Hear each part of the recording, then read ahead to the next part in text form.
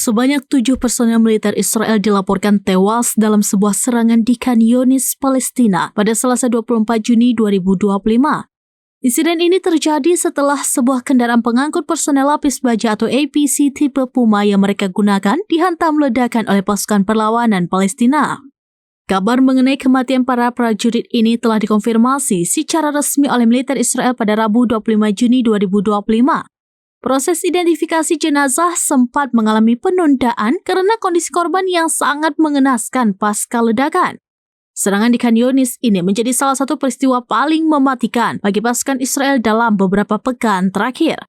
Media-media Israel menggambarkan kejadian tragis ini sebagai sebuah insiden yang sangat sulit untuk diterima, terlebih karena korban berasal dari dua unit militer yang berbeda. Secara tidak langsung, peristiwa ini menunjukkan efektivitas dan kemampuan yang signifikan dari pasukan perlawanan Palestina dalam melancarkan operasi di jalur Gaza. Insiden ini terjadi di tengah berlanjutnya konflik antara Israel dan Gaza di wilayah Palestina.